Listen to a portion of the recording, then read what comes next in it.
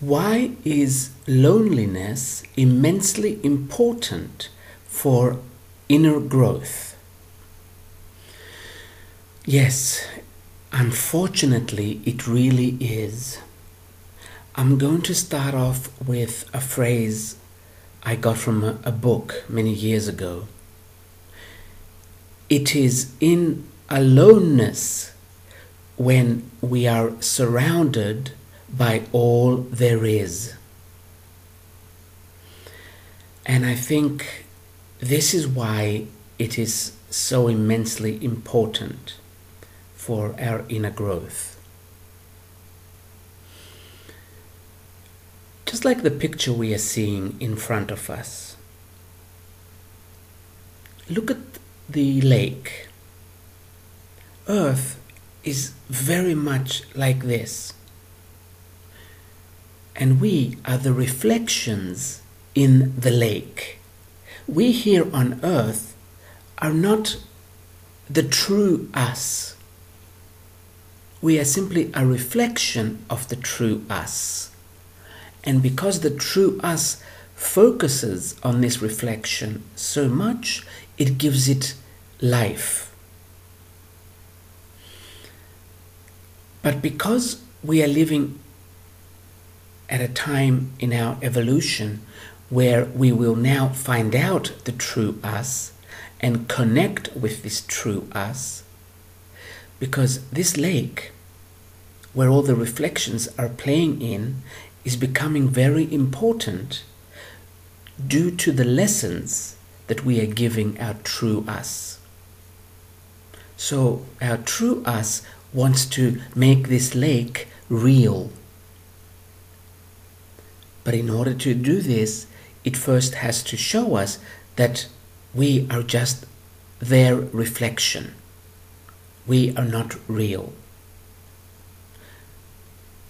We have mentioned the veil many times because there is a veil between reality and our stage here on earth, in this case our lake.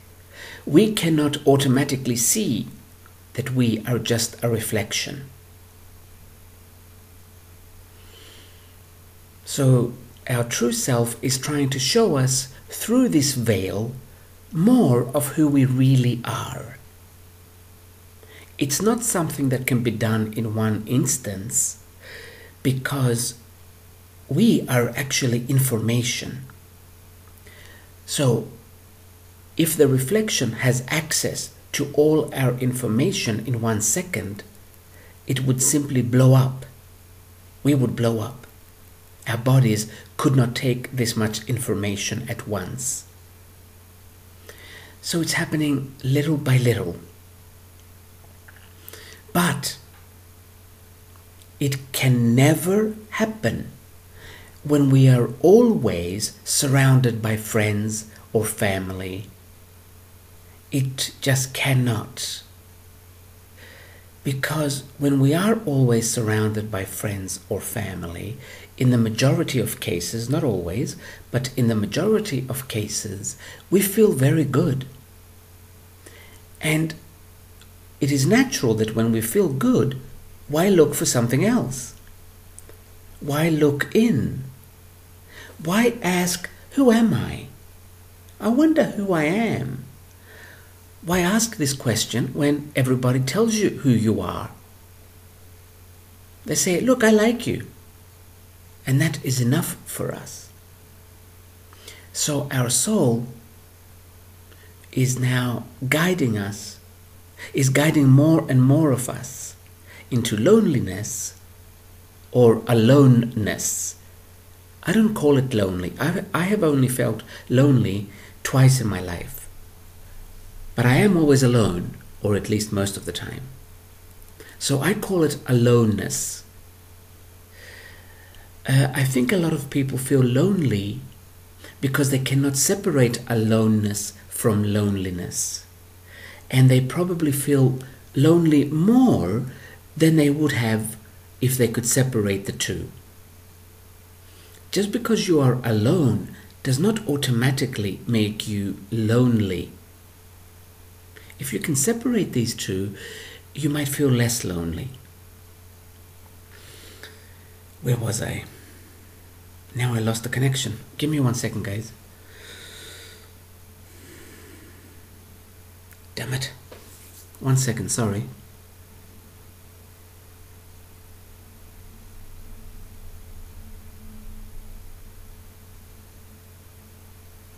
Okay.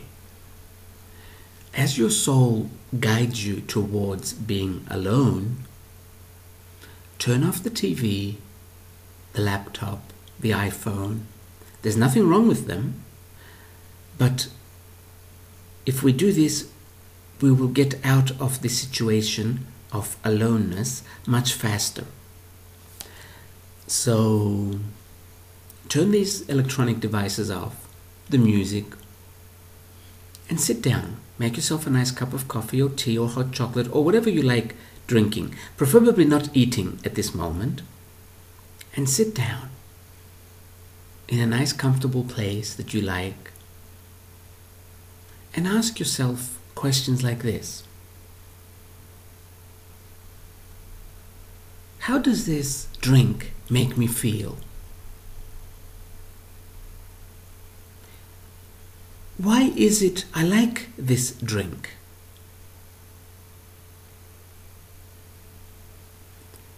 How does my room make me feel? You are talking to yourself now. Is there anything I can do to my room, with my room, that will make me feel even better? This is how you talk to yourself. Start a conversation with yourself as often as possible. And then, after a few times of doing this, you can go beyond your immediate surroundings. Why do I like these clothes? Which is also an immediate surrounding, actually, sorry. Do I like it because of the way they make me feel? Do I like them because of the way they make me feel? Or do I like them because someone else likes them? Because someone else said I look good in them? How do I feel when someone else says something like that to me? Do I feel good? Can I do the same thing for myself? Can I make myself feel good by saying these things to myself? Why do I like this city I live in? Do I like it because it makes me feel good? Or do I like it because the media tells me this is exciting? Everybody wants to live here, and this is why it is so expensive. And then this way you get to know more and more about you. You never judge, you simply observe. And this way you get to know why you like things. With all that I know, meaning from my sessions, with all that I've learned, and with all that I have learned about asking myself, I can still very easily be persuaded by images. I saw an image of Monaco the other day, and I came home, got on Google Earth, zoomed down on Monaco, and started clicking on all the pictures, saying, yes, I think I would like to live there. And then a voice, my inside voice, because I talk to myself a lot, my inside voice talks back as well. So this inside voice said, why are you so easily persuaded by images? What the hell are we going to do in Monaco? So I snapped out of it. So see, many times we are persuaded that we like something or that something is beautiful. Monaco is beautiful. But What the hell am I going to do there? But if I go, because I saw an image of Monaco that I liked, I will convince myself that I am in the best place on earth. See, this is what we do. We are convinced about what is good or what is the best. It's not always us. It really isn't.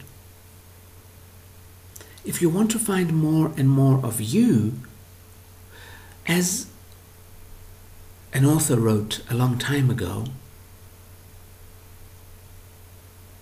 what would you do if you were the only person on earth?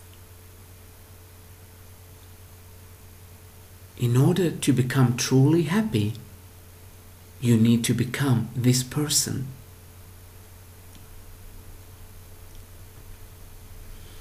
Because this way you won't be influenced by others, by what others say or what others think. And you will find more of you. It's not that this is necessarily the right way, but you see, we are living in a transition period right now. We are not standing still like we used to 20, 30, 40, 50 years ago. We are moving extremely fast. And when we are in a transition, it's like while you're traveling. You can't do everything you do when you are at home, because right now you are traveling. That's where the world is at right now. It is transitioning. And as we know, as many of us have experienced, in many travels, things don't always go right. Or they're not wrong, but they don't always go according to how we had planned them. And this is what's happening now. So don't feel bad for being alone. You have attracted it because the soul part of you, or the real part of you, the authentic part of you, the true part of you, wants to make you more real. I've mentioned this before, but let me say it again. Look at the image again of the two moons. We are the image in the lake, and the moon in the sky is the real moon. Now, this moon in the sky, which is the real us, has a soul around it. That is simply its physical body. And the soul that is around the moon in the sky has started paying attention to the moon in the lake. Why? Because the moon in the lake makes lots of mistakes.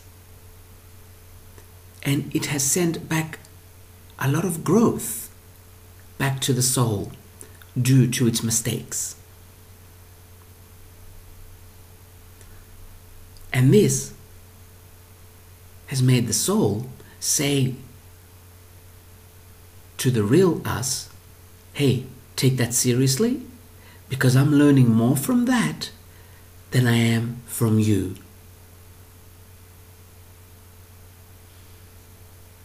So then the moon in the sky says, why don't I make it real? But in order to do this, it first has to wake us up to the fact that we are only an illusion. We are only a reflection in the mirror or in the lake or whatever you want to use. And this is where we are at now. We are being woken up to this fact that we are an illusion. Sometimes it could feel good knowing this. Other times it does not feel good because some of us have taken this world really seriously. So it doesn't feel good when we find out that we are only an illusion and that someone else is kind of pulling the strings. Kind of. Not in the details, but like in this case, that the real us says, hey, you're not there, you're really here. In this case, they're pulling the strings to get us to understand this.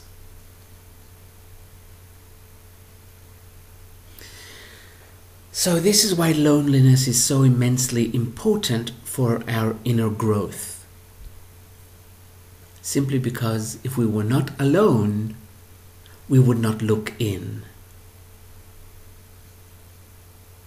See it this way, and then you won't feel lonely. You will feel alone, but not lonely. Because you see, the more you look in and the more you find you, the more you discover that you are whole. And once you discover you are whole, you will never again feel alone. Never. I guarantee you this.